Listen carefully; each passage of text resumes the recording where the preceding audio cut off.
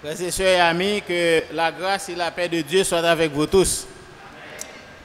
La portion d'écriture qui vient d'être lue par le serviteur de Dieu, Jackson, dans le livre de la Genèse, au chapitre 41, à partir du verset 46 jusqu'à verset 49, nous permet de vous présenter le message ayant pour titre le dynamisme de Joseph appliqué à la famille chrétienne.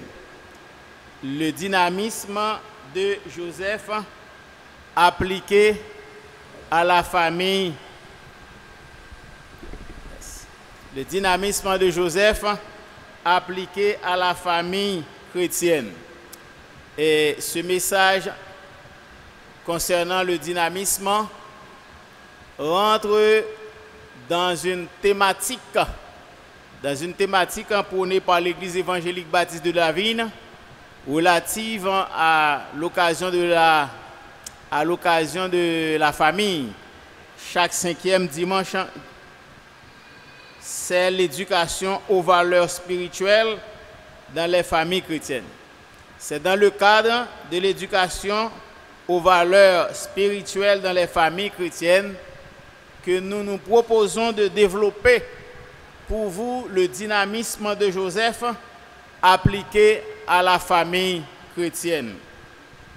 Le dynamisme, par définition, est une aptitude que possède une personne, une aptitude que possède un individu de manière à agir avec ardeur et ceci avec dévouement.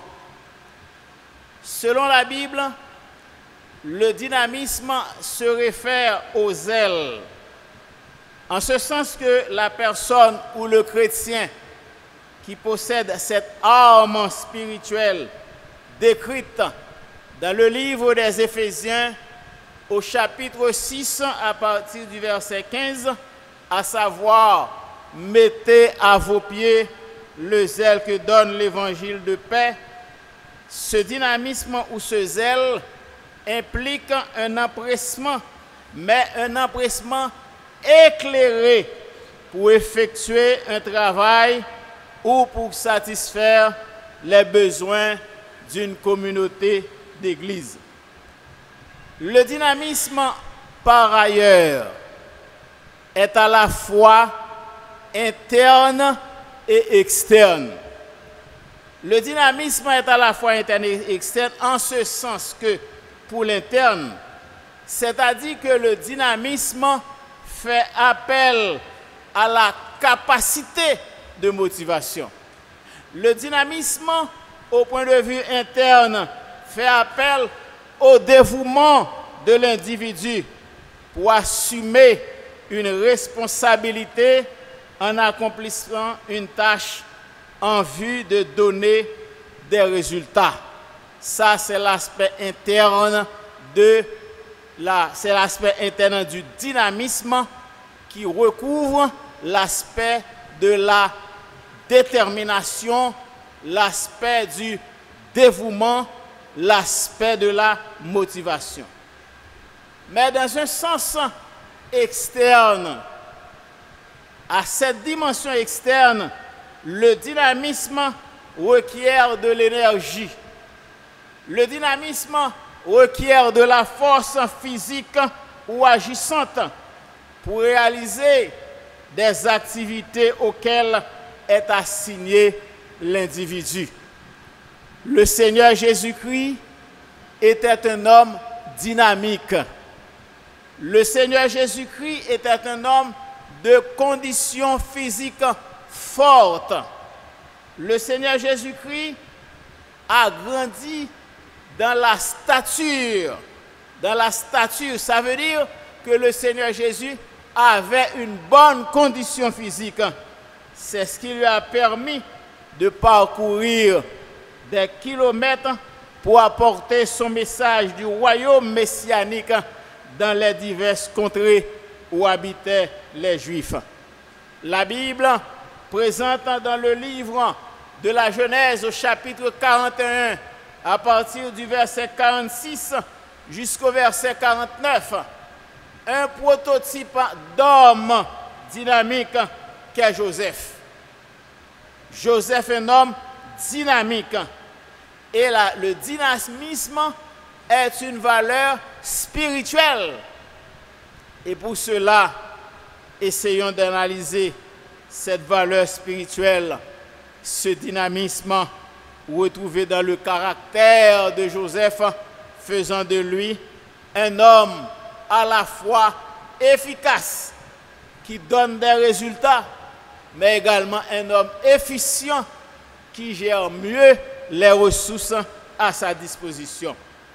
La parole de Dieu relate à partir du verset 41, à partir du chapitre 41 jusqu'au chapitre 50, une autre étape de la vie de Joseph, partant de l'esclavage vendu à Potiphar et jeté en prison à un homme élevé en dignité comme premier ministre d'Égypte, parce que l'Éternel était avec lui dans tout ce qu'il entreprenait. L'Éternel accompagna Joseph, il était avec lui, et la prospérité, comme a dit la parole de Dieu, la prospérité l'accompagna. Effectivement, la Bible nous enseigne que Pharaon a eu un songe qu'aucun des magiciens, des devins, des sages de l'Égypte ne put lui expliquer. Il s'agit de cette vache grasse, belle, et cette vache laide, maigre. Les vaches grasses ont englouti les maigres. Et Pharaon fit amener Joseph, ce jeune hébreu esclave du chef des gardes, auprès de lui. Pharaon s'informa du talent ingénieux de Joseph en espérant qu'il serait capable de lui donner la réponse ou encore de lui donner la signification de ce songe. Et Joseph lui répondit, « Ce n'est pas à moi, c'est Dieu qui donnera une réponse favorable à Pharaon, selon Genèse chapitre 41, verset 16. Le songe était clairement expliqué et compris par Pharaon, qui posa la question à tous ceux qui étaient présents. Trouverions-nous un homme comme celui-ci et en lui l'Esprit de Dieu? Personne devant l'assistance n'osa répondre à Pharaon. Et Pharaon a tranché. Puisque Dieu t'a fait connaître toutes ces choses, il n'y a personne qui soit intelligent et aussi sage que toi. Je t'établis sur ma maison et tout mon peuple t'obéira. Vois, je te donne le commandement de tout l'Égypte. Le trône seul m'élèvera au-dessus de toi. Parole de Pharaon. Du verset 46 au verset 49, une autre phase dans la vie de Joseph était la mise en œuvre de son dynamisme. La mise en œuvre de son dynamisme, c'était une autre phase de sa vie. L'Hébreu de 30 ans, qui n'était pas égyptien, mais qui a eu en lui l'Esprit du Dieu Saint, s'attela à la tâche en assumant sa responsabilité parce qu'il avait un défi à relever. Mais quel était donc ce défi? Quel était donc ce défi? Ce défi était d'éviter que la nation égyptienne et celle d'alentour périssent dans la famine. Voilà ce défi. Et l'homme dynamique, en général, relève les défis. L'homme dynamique brise les barrières et les obstacles. L'homme dynamique brise les verrous des difficultés. L'homme dynamique franchit les créneaux. L'homme dynamique crée des brèches de délivrance. L'homme dynamique donne la victoire aux conquérants comme donne la victoire aux captifs comme un grand conquérant. Tel était notre Seigneur et Sauveur Jésus-Christ qui nous a donné la vie par sa mort expiatoire et qui a dépouillé toutes les puissances de l'ennemi à la croix et qui tient aujourd'hui les clés de la mort et du séjour des morts. Voilà le grand conquérant qu'est notre Seigneur Jésus-Christ, l'homme dynamique par excellence. Chers amis, en tant qu'homme dynamique, la Bible nous dit que Joseph parcourut tout le pays d'Égypte. Cela veut dire que Joseph a fait l'inspection de la zone, l'inspection du territoire d'Égypte. En d'autres termes, il a fait ce qu'on appelle l'état des lieux de la situation pour s'enquérir des informations pertinentes afin de prendre des décisions appropriées à la résolution du problème. Chers amis, Joseph a parcouru l'Égypte. Joseph rassembla les produits pendant les 7 années d'abondance. Ça veut dire ici, dans un contexte, je dirais, agronomique, Joseph a mis l'emphase sur la politique de conservation des ressources des produits agricoles. La Bible nous dit que Joseph a créé des centres d'approvisionnement. Ce qu'il n'y avait pas en Égypte, la création des centres d'approvisionnement.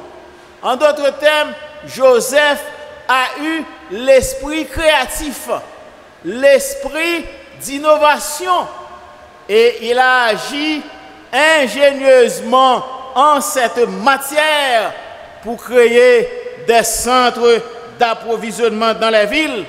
Et en d'autres termes, comme nous l'avons signalé ce matin, et le pasteur Telfort et Baïpoul, c'était la politique de décentralisation. Voilà l'homme dynamique Joseph. C'était comme ça que Joseph a pu aider le peuple égyptien et Pharaon à traverser cette dure famine de cette année grâce à son dynamisme. Le dynamisme, comme nous venons de le dire, c'est au point de vue interne l'incitation, c'est la motivation, c'est le dévouement, c'est la détermination que possède un individu à réaliser des activités, à réaliser des tâches qui lui ont été assignées. Mais sur le plan externe, nous avons dit que le dynamisme requiert également l'énergie, requiert également la force, nous dirons la force même persuasive, afin de permettre à la personne en question d'atteindre son objectif visé. Mais maintenant, comment peut-on concilier le dynamisme de Joseph à appliquer à la famille chrétienne? Nous avons environ 4 éléments de réponse auxquels nous tentons de répondre. 4 éléments de réponse, nous disons d'abord par la motivation. Le dynamisme s'acquiert par la motivation, par la force incitative qui pousse la personne à agir, et ceci de manière cohérente, à agir aussi de manière pertinente, ça veut dire que la solution proposée répond au problème donné de manière à être efficace. Le dynamisme requiert la motivation. Mais la motivation n'est pas quelque chose de tête. La motivation est une affaire de cœur. Quand on parle de motivation, on parle également du dévouement. Et la Bible, où le Seigneur met également l'accent sur ce qu'on appelle un cœur dévoué. Servez l'Éternel avec un cœur dévoué. Ça veut dire avec un cœur dynamique. Ça veut dire avec un cœur enthousiasmé. C'est-à-dire avec ardeur, avec chaleur et avec joie, il faut servir le Seigneur. Le dynamisme requiert la motivation, mais également le dynamisme requiert aussi le sens de responsabilité. Le sens de responsabilité en ce sens que la personne prend ses engagements justement pour accomplir ses tâches et relever les défis. Il n'y a pas de dynamisme sans sens de responsabilité. Le dynamisme requiert non seulement la motivation, le dynamisme requiert non seulement le sens de la responsabilité, mais il requiert aussi l'énergie. L'énergie, cela sous-entend par là que la personne en question à qui incombe ce facteur, cette valeur spirituelle appelée le dynamisme, cette personne-là doit en bonne santé. Cette personne-là doit se nourrir. Cette personne-là doit se développer physiquement. Cette personne-là doit être en bonne santé physique, en bonne santé mentale, en bonne santé spirituelle et même en bonne santé, je dirais, l'environnement dans lequel elle vit. Chers amis, le dynamisme est à la fois, le dynamisme requiert la motivation, le développement du sens de responsabilité, l'énergie et, en dernier lieu, l'appréciation des résultats. L'appréciation des résultats. On ne peut pas être dynamique sans espérer quelque chose en retour. D'ailleurs, la Bible nous donne cette application. Bon, Mathérie depuis là. La Bible a nous application ça par rapport à disciples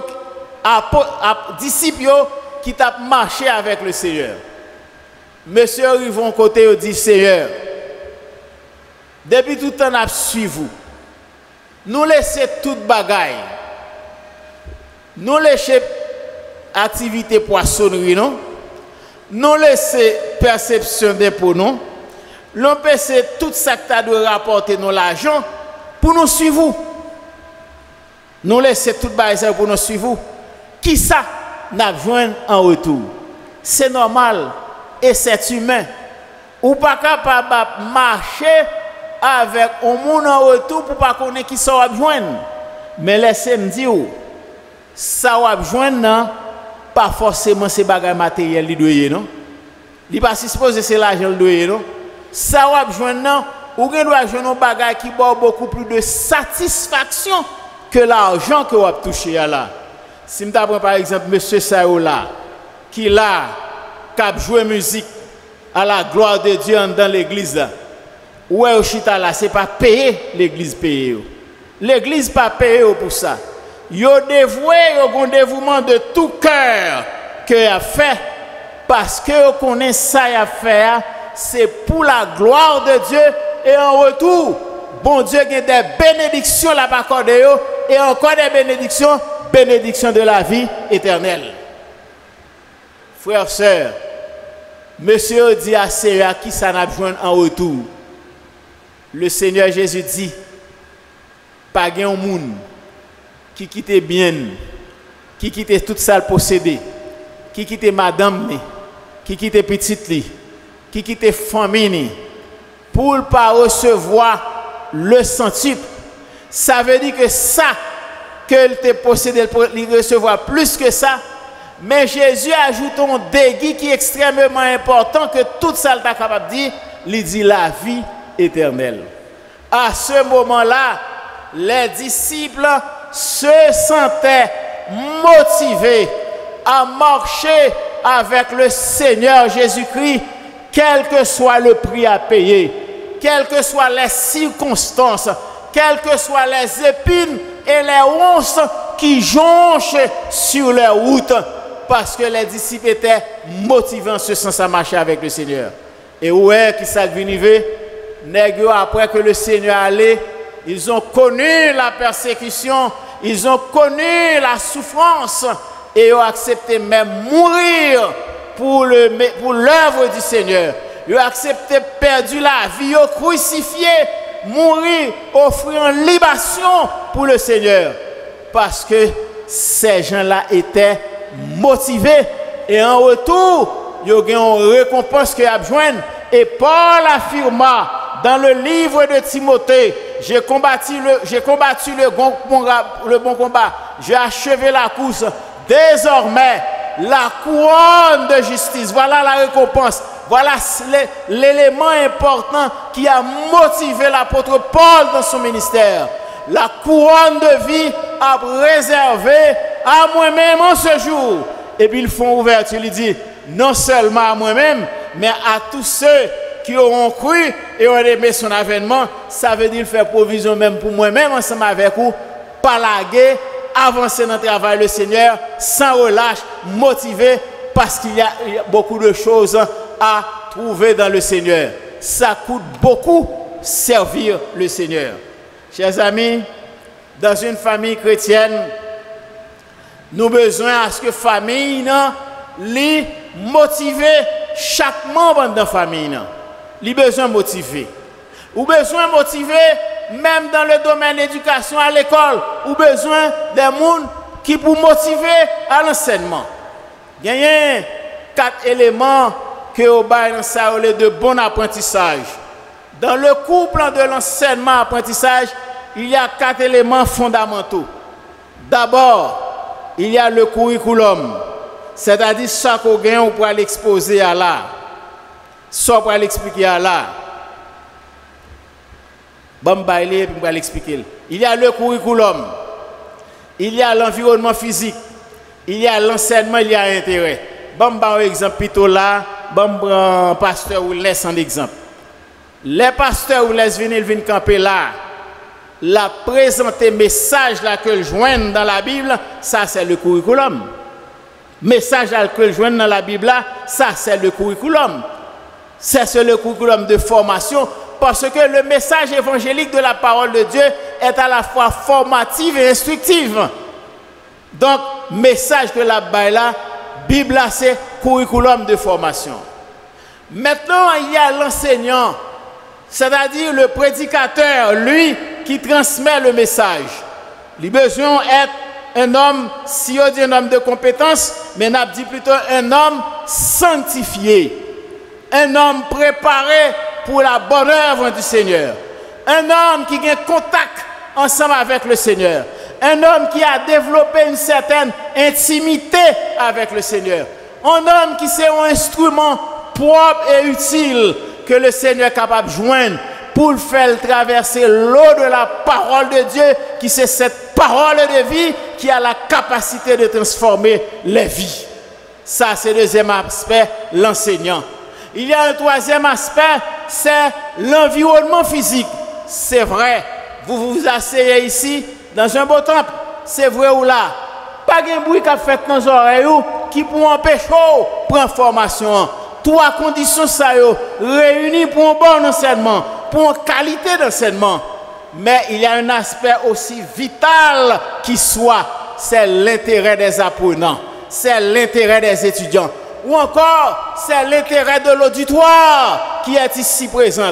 Si vous n'avez pas d'intérêt dans ça que pasteur ou laisse à bail comme message, ou à venir là, l'autre sorti ou à sorti sans rien. Donc l'intérêt, c'est très important. Et ce matin, pasteur Wilness, dans l'exaltation, a relaté cet aspect vital qu'est l'intérêt de l'apprenant, l'intérêt de l'auditoire, l'intérêt de chaque membre de l'Église, l'intérêt de chaque écouteur qui est ici présent. Ça, il était relaté, c'est l'intérêt. Si vous n'avez pas d'intérêt, quel que soit l'apprentissage, quelle que soit la formation, il ne peut pas passer. Cela sous-entend que l'homme dynamique doit avoir l'intérêt dans ce qu'il fait. Il faut qu'on ait intérêt là-dedans. Et si pas d'intérêt, rien ne peut passer. C'est ça que fait une famille lorsque il a besoin que petit lui devienne un homme dynamique ou besoin de susciter dans lui-même l'intérêt. Et dans le kindergarten, il fait, il va un petit jouet, surtout jouet que le remet, il va jouer ensemble avec lui. Alors vous pensez que c'est comme ça il fait. Parfois, parents disent, bon, si vous allez à l'école, il faut qu'on lit. Bon, moi-même, je songe, les petites bois à l'école, je me dis, oh, qui est ma première méthode de lecture? Moi, je dépense comme nèg la beaucoup à Liban. Moi, je ne comprends pas ça. Nèg la fait un an pour lire, non? Je ne dis pas comment. Je dis à l'époque, pas moi-même. Dès que tu as une méthode de lecture, je dis papa, pipé, pelé, remé, pipo, papé. Ouais, je me songe dans la méthode de lecture. Je ne dis pas comprendre. Et pourtant, à un moment donné, il y a une technique que vous apprenez si vous avez et si vous avez avec rapidité. Ça veut dire qu'au kindergarten, dans la première année, vous avez suscité ça l'intérêt. Vous avez fait éveiller l'intérêt de l'apprenant. Vous avez fait éveiller l'intérêt de l'enfant de telle sorte qu'à l'avenir, pour tout le monde, ça est capable de toujours gagner intérêt dans tout ça l'a fait. Et là, il y a intérêt, tout le monde a dynamique, tout le monde a motivé. Dans la famille, parents, ou besoin de faire ça. Ou besoin de susciter intérêt pour tout le monde. Tout le monde dans l'école, pour qui ça, il ne connaît pas. Je suis un jour pour parler avec tout le monde, pour te faire comprendre, l'école, mais qui ça t'a devenu, demain si Dieu veut, prends papa et maman comme modèle, qui sont à venir. Comment c'est susciter l'intérêt dans lui-même, même quand si demain si Dieu veut, ça t'a changé d'orientation professionnelle, mais le devoir des parents, c'est de susciter l'intérêt chez l'enfant de manière à ce que cet enfant-là devienne un homme, un citoyen à l'avenir dynamique. Chers amis, quand dans une famille chrétienne, les gens sont motivés, les gens ont un sens de responsabilité, les gens jouissent d'une bonne santé spirituelle, d'une santé mentale, physique. Les gens sont appréciés dans l'accomplissement de leurs tâches. Ils font partie d'une famille chrétienne dynamique à laquelle l'Église et d'autres institutions du pays peuvent bénéficier. Le dynamisme, synonyme du zèle, est une valeur spirituelle et c'est Dieu qui le suscite dans le cœur. Le dynamisme, comme nous venons de dire, en tant que valeur spirituelle, c'est que l'individu doit travailler et ceci en coopération avec le Seigneur. En coopération avec le Seigneur, avec le Saint-Esprit pour le développement de ce caractère dans les familles chrétiennes. Le dynamisme de Joseph fournit des leçons suivantes. Petit A, quand les familles chrétiennes sont dynamiques, l'Église est forte. Quand les familles chrétiennes sont dynamiques, l'Église est forte. Parce que la santé spirituelle de l'Église dépend de la famille. Parce que chaque monde qui l'a, c'est nos familles qu'on sortit. Nous disons que quand les familles chrétiennes sont dynamiques, l'Église est forte. Quand les familles chrétiennes sont dynamiques, l'Église se met au service des autres. Moi, je n'ai pas un plus bel dynamisme que moi, pas ici là. En vérité, depuis qu'on monde l'Église a un problème, tout le monde camper ensemble avec vous. Ça vrai, pas de monde qui a retiré dans la tête moi parce que c'est ça moi, c'est ça me vivre en termes d'amour fraternel. Depuis au monde l'église ici à la dans le BV ou un problème, tout le monde l'église la campé avec vous. Même dans la prière, il y a aidé vous. Même si vous de loin, vous de près, il y a accompagné dans la prière. Et si possible pour accompagner à d'autres niveaux, il y a fait. Ça, c'est pour nous dire et nous dire bon Dieu merci pour ça et nous devons être là pour ça, pas descendre dans nous-mêmes. Quand les familles chrétiennes sont fortes, l'église, quand les familles chrétiennes sont dynamiques, l'église est forte. Quand les familles chrétiennes sont dynamiques, l'église se met au service des autres. Quand les familles chrétiennes sont dynamiques, l'amour fraternel rejaillit sur tous les membres de l'église. Regardez l'église qu'on l'a là, mon cher qu'on midi, une heure, comme pour nous un coronavirus. Ouais, corona, bah ça son tête chargée pour nous. Ouais, nous pas qu'à bailler collade, nous obligés de courir, n'a courir. Ouais, bah va changer, mais on seul bagarre, on nous dit dans cœur nous pour l'amour fraternel a toujours rejailli. Parce que l'église là qu'on on paquet moun yo été là. Il a parlé, il a bail blague, il a bail causer. Youn pas veut séparer à l'autre. Li kon vers 1 heure 2 heures, youn pas veut séparer à l'autre.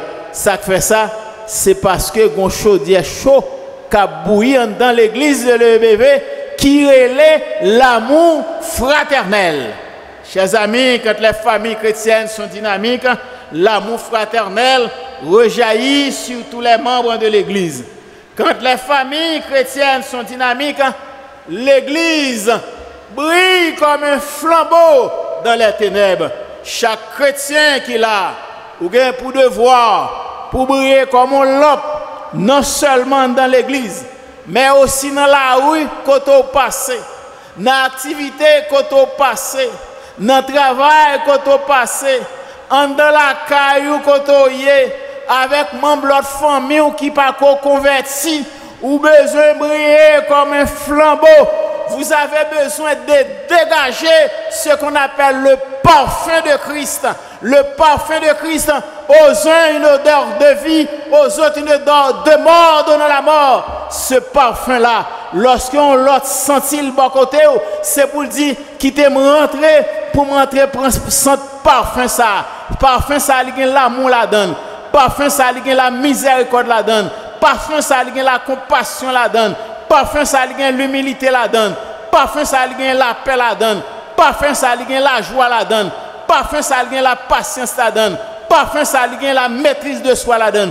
Parfum ça, il y a la donne les sentiments de Jésus-Christ. C'est ça que l'Église a besoin quand les familles chrétiennes sont dynamiques. L'Église brille comme un flambeau au milieu des ténèbres. Chers amis, pour terminer, en termes d'exhortation, soyons des hommes et des femmes dynamiques, à l'instar de Joseph qui a prouvé son dynamisme devant Pharaon et devant le peuple égyptien en évitant la famine emportée par la mort les gens de ce pays. Soyons des hommes et des femmes dynamiques également au sein de la famille. Soyons également des hommes et des femmes dynamiques à l'instar de Joseph dans l'église pour être utiles non seulement au Seigneur, pour être utiles non seulement à la société, pour être utiles non seulement à soi-même, mais également à notre Seigneur et Sauveur Jésus-Christ en vue de l'établissement de son royaume messianique. Que la grâce de Dieu vous soit, que Dieu vous bénisse.